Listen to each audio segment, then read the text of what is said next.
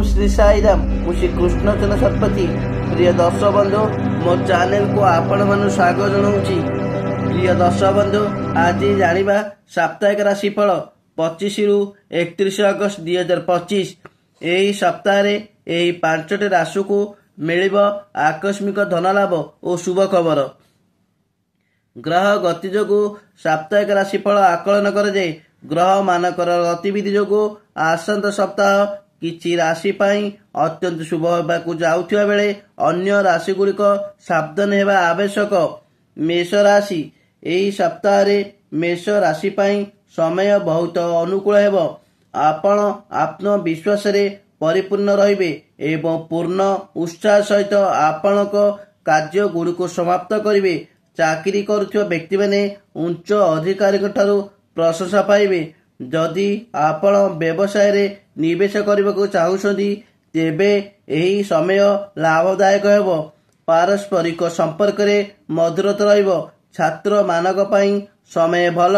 विभिन्न प्रतियोगिता रे सफल हेबे। स्वास्थ्य बहुत भल रहिबो। प्रतिकार प्रतिदिन सकाळे तंबा पात्र रे सूर्य देव को जल अर्पण करंतु। वृष राशि एही सप्ताह रे वृष राशि व्यक्ति माने धैर्य और विचक्षणतार सहित काम करबाक पड़िबो। आपण को कर्म क्षेत्र रे चैलेंजर सम्मुखीन हेबाक पड़ी पारे, किंतु जदि आपण धैर्य सहित काम करती सबु समाधान होई जिवो। सहकर्मिक सहित मतभेदर संभावना अछि, तेणु आपणकर कथबार्ता रे नम्र हुंतु। आर्थिक परिस्थिति स्वाभाविक रहिबो। प्रेम संपर्क रे किछि मतभेद होई पारे। आपणकर स्वास्थ्य प्रति जत्न नियंतु। प्रतिकार माता लक्ष्मी देव को पूजा और प्रार्थना करंतु। मिथुन राशि ए सप्ताह रे मिथुन राशि व्यक्ति माने प्रगति और नूतन आरंभ रे संभावना रही। जेउ माने चाकरी करूछंती से माने ए सप्ताह रे भल खबर पाइबे और पदोन्नति जोग रही। आपण को कर्म क्षेत्र रे नूतन प्रस्ताव मिल पारे एवं उपरिष्ठ अधिकारी ठारू प्रशंसा मिलिबो। पारिवारिक जीवन रे सुखद रही एवं आपण किछि शुभ कार्य पई योजना करि पारंती। संपर्क सतेज और गभीर हेबो। एही समय रे अविवाहित मानकू विवाह प्रस्ताव मिलिबो। यात्रार संभावना रही। स्वास्थ्य बहुत भल रहिबो।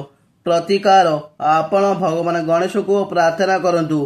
कर्कट राशि ए सप्ताह रे कर्कट राशि व्यक्ति मानकर मध्यम धरण रहिबो। व्यवसाय और वाणिज्य रे आपणकर मध्यम धरण रहिबो। आयर परिमाण सीमित रहिबो। चाकरी करुथिबा व्यक्ति माने आपणक कर्म क्षेत्र रे देखि चाहि चलंतु। पारिवारिक और पिलामानकर स्वास्थ्य प्रति जत्न नियंतु। आपणक स्वास्थ्य प्रति सतर्क रुहंतु। प्रतिकार आपण भगवान शिव को प्रार्थना और पूजा करंतु। सिंह राशि ए सप्ताह रे सिंह राशि व्यक्ति मानकर बहुत शुभ होबाक जाउची। चाकरी क्षेत्र रे उच्च प्रशासित पदोन्नति रही। व्यवसाय और वाणिज्य रे आपण पय शुभ हेबो। आयर परिमाण वृद्धि हेबो। आपणकर स्वास्थ्य बहुत भल रहिबो। पारिवारिक क्षेत्र रे पिला मानक संपर्क बहुत मधुर रहिबो। छात्र छात्री माने शिक्षा क्षेत्र उच्च प्रशासित हेबे। प्रतिकार आपण सूर्य देव को जल अर्पण करंतु। कन्या राशि व्यक्ति माने ए सप्ताह रे टिके सतर्क रहबाक पड़िबो। कर्म क्षेत्र रे आपणकर दायित्व बढ़ी पारे, तथापि आपण निजर दक्षता सहित परिस्थिति को परिचालन करिवे। व्यवसाय और वाणिज्य आपणक भल चलिबो। चाकरी क्षेत्र रे आपणक पाई भल अछि। छात्र छात्री माने अध्ययन रे एकाग्रता बजाय रखिବାକୁ पड़िबो। स्वास्थ्य प्रति सतर्क रुहंतु। प्रतिकार भगवान गणेश को प्रार्थना करंतु। तुला राशि व्यक्ति मानकर ए सप्ताह रे मध्यम धरण रहिबो। व्यवसाय वाणिज्य रे आयर परिमाण सीमित रहिबो। चाकरी करथे व्यक्ति माने निज कार्य दक्षता उपरे सतर्क रुहंतु। निजर स्वास्थ्य और परिवार सदस्यों स्वास्थ्य प्रति सतर्क रुहंतु। किंतु पारिवारिक जीवन रे खुशी रहिबो। बकेया टंका फेरस्ता पाइबे। प्रतिकार प्रतिदिन माता लक्ष्मी देव को प्रार्थना करंतु और दीप जालंतु।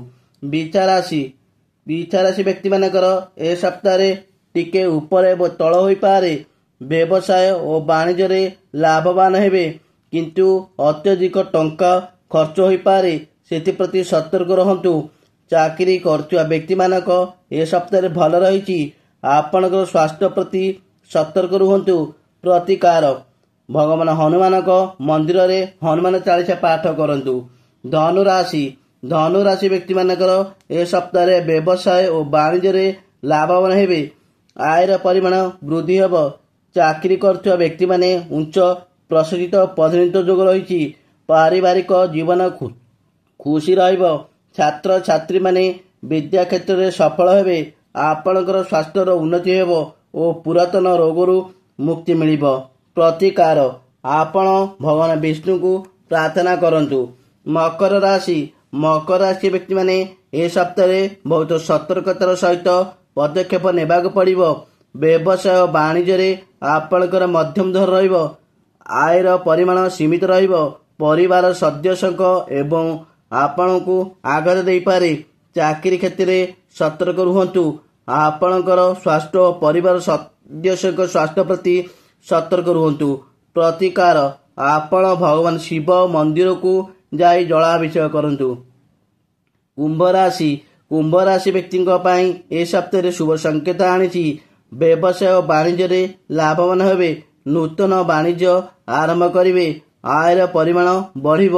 ଚାକିରି କ୍ଷେତ୍ରରେ ଉଚ୍ଚ ପ୍ରଶିକ୍ଷିତ ପଦୋନ୍ନତି ରହିଛି। ଦେଇଥିବା ଟଙ୍କା ଫେରସ୍ତ ପାଇବେ। ଆପଣଙ୍କର ସ୍ୱାସ୍ଥ୍ୟ ବହୁତ ଭଲ ରହିବ। ସମାଜରେ ଉଚ୍ଚ ପ୍ରଶିକ୍ଷିତ ହେବେ। ପ୍ରତିକାର ପ୍ରତିଦିନ ଭଗବାନ ଶିବଙ୍କୁ ପ୍ରାର୍ଥନା କରନ୍ତୁ। ମୀନ ରାଶି ବ୍ୟକ୍ତିମାନଙ୍କର ବ୍ୟବସାୟ ବାଣିଜ୍ୟରେ ଲାଭବାନ ହେବେ। ଆୟର ପରିମାଣ ବୃଦ୍ଧି ହେବ। ଚାକିରି ଓ କର୍ମକ୍ଷେତ୍ରରେ ଉଚ୍ଚ ପ୍ରଶିକ୍ଷିତ ହେବେ। ପିଲାମାନଙ୍କ ଠାରୁ ଭଲ ଖବର ପାଇବେ।